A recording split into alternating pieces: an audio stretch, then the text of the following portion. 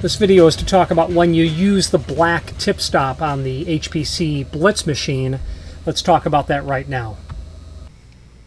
If you are enjoying this video, please click thumbs up or like, and also please consider subscribing to our channel. Let's move on to the rest of the video. So the answer when it comes to how to something with HPC, the place to start generally when there is published installation instructions, and there generally is to review them. Sometimes it's nice to just look and see a video, check something out that someone's demonstrating, and we'll do that here as well, but we'll then finish it up with looking at the instructions. The black tip stop, what is this for? Exactly how do you use it, this tuning fork thing? You'll notice that there's a red tip stop as well. We've got a video on that. This all comes with the machine, which I have mine sitting right here. So we're going to switch camera view. We're going to demonstrate exactly what you're using the black tip stop for, and then we'll take a look at the installation instructions afterwards. Let's do that now. Okay, so let's demonstrate exactly how this is going to work on this. So when you have your machine, you're going to get this. You're going to get the red tip stop. You're going to get the black tip stop, and some keys. And I believe that these are it's validation of what they've cut, quite frankly, like a control copy. The black tip stop, when do you use this? Well, when you're doing small format, you're going to absolutely have to have this.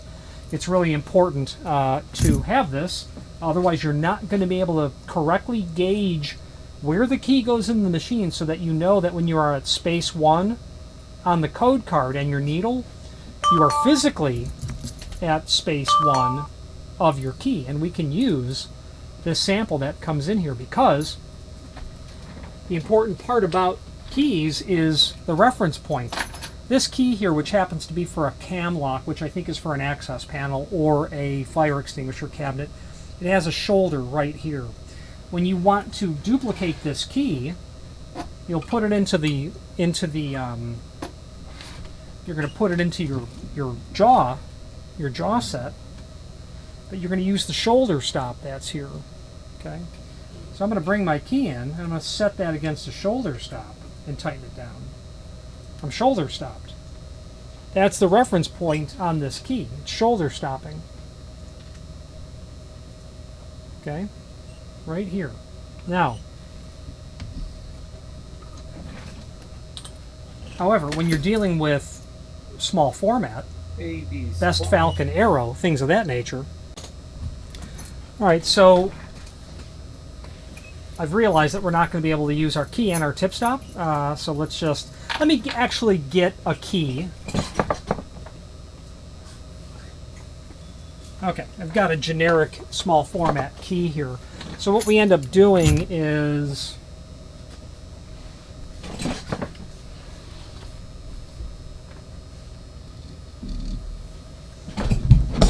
you can see the hole for the tip stop there. Okay.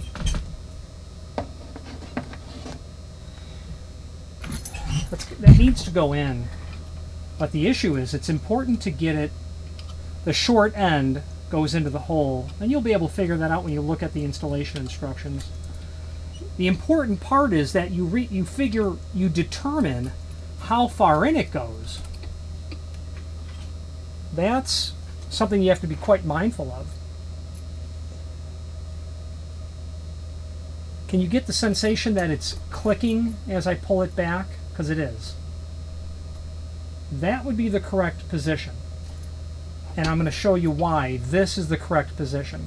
The projection of the key of the tip stop into the jaw area is very important, because the tip on your small format key is just underneath the tip. Let's put this down. Let's demonstrate.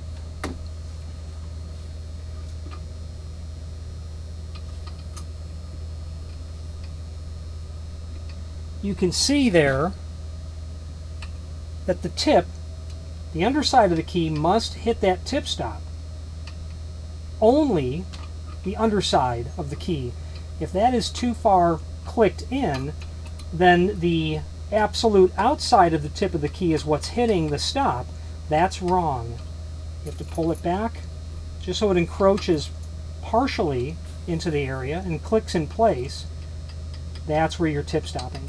When you have it set like this, you will then have the proper gauging on your needle and your code card. Now, speaking of the code card, let's switch to a different camera view and let's study the code card. If you've not hit subscribe yet, we would very much appreciate if you did, and hopefully you're enjoying this video. Now, let's get back to it. Okay, now let's take a look at this code card. Now, the reason the code card is so interesting, or the reason the code card is worthy of scrutiny, is because it's amazing in terms of the amount of data that they actually put on the code card. The code card itself, the data that's here, is really worth buying the entire machine, in my opinion. First of all, it's a C3. That's the part number of this card. If you needed one of these cards, you would order an HPC C3. Now, what's on here is, let's just go through it. All of this is your depth and spacing data. That doesn't really matter to you in terms of actually cutting keys, because you don't need to know it, because that data is actually graphically represented by these spaces and depth arcs. That's what the machine is actually doing. All of this depth and spacing data is translated here. So all of this, really nice to know. Good data to have. If you had a key in your hand and a caliper, you could use this data to figure out what cut you have on a key. But it does give you the spacing as well. It tells you it's what your increment is, tell you what your depth increment, and tells you what your space increment is. Depth increment is 0.0125, so the difference between a 4 cut and a 5 cut is 0.0125. That's important to know that. The distance from the center of cut 1 to cut 2, and cut 2 to cut 3, and cut 6 to cut 7 is 0.150. So if you took the spacing from the tip, from the stop to cut 1, and then you added 150, you'd be at the spacing to cut 2. Okay. Now, it tells you if you're going to cut on the machine, you must have the CW90MC cutter installed. It's going to tell you what blanks it can work compatibly with. These are keyways. All codes, direct digit codes, read tip to bow. They're telling you that this is read tip to bow. That's how small format is. You probably know that. It tells you that your depth and spacing data is 003. If you looked at HPC's master file of their depth and spacing data by number, it would be the 003 chart. Safety factor 9, that's basically the maximum adjacent cut specification. It's akin to saying that there isn't one on small format. So you can have a 1 next to a 9 cut. Even though I generally don't have such great distance in terms of depth change from one successive cut to the next. Tells you that the step, it's a 2-step system. So that means that there are basically 10 cuts. Note, use horseshoe tip stop in first detent position. Super important. I had called it tuning fork. They're calling it horseshoe. First detent position, when you insert this, they want that they want that clicked right in that first detent. See all the detents underneath here? First detent position gives you the longer legs sticking into the jaw area only partially. If you had it at the second detent position, it would be sticking out too far, and you'd be gauging here rather than here. That's where you want it gauged. That's the first detent position. Use jaw B. What's interesting, and I'm gonna disassemble my jaw on the HPC right now off camera. You've got a thrust washer, a bearing washer, you got a couple of standard washers. You got a bearing washer. These wear out with enough use. You'll note jaw A, jaw B. Jaw B has to be up. Use jaw B. Jaw B has to be up, because you note there's a little tip that's shown right there. Right here. That's got to be down. When you're cutting small format, you've got to have the letter B pointed up.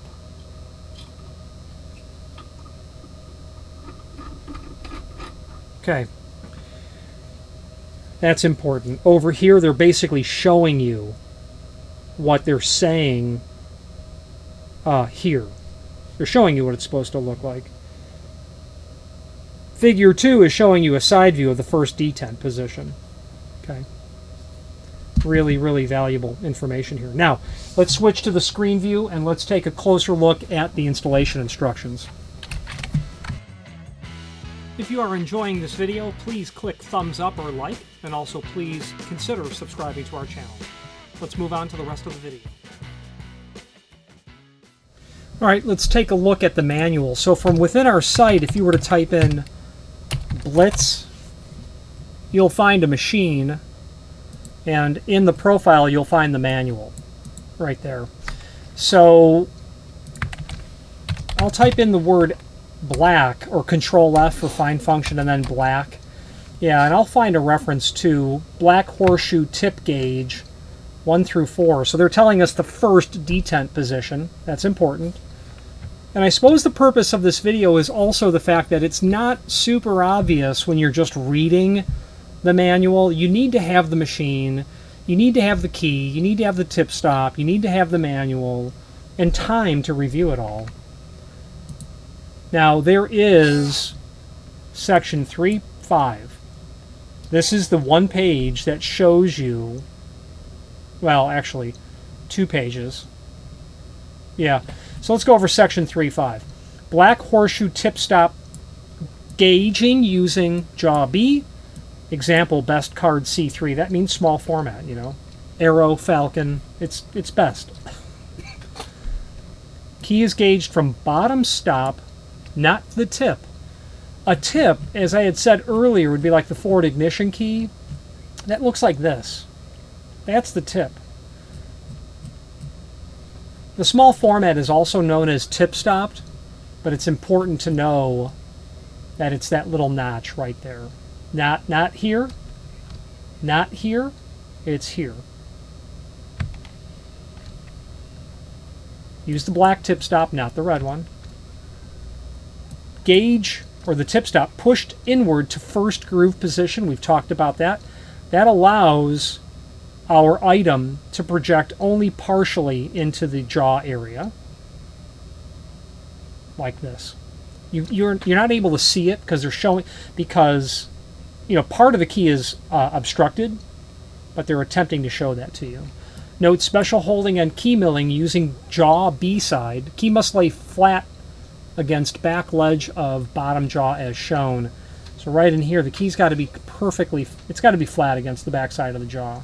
Really better as shown here. And that's it. Let's wrap up this video on camera. That's it. If you have any questions on how to use the black tip stop on the HPC Blitz machine or any other HPC product, please feel free to reach out to us. And in our site, when you are on the page where you can find the manual, you can also hop to the manufacturer's page within our site, and from there pull up the full line catalog and any other resource documents, encyclopedic documents that we have about HPC items, and also a link to the manufacturer's website as well. Thank you very much. Thank you for watching, and if you've enjoyed this video, please click thumbs up, please subscribe, and maybe even send the video to someone that you know. Thank you.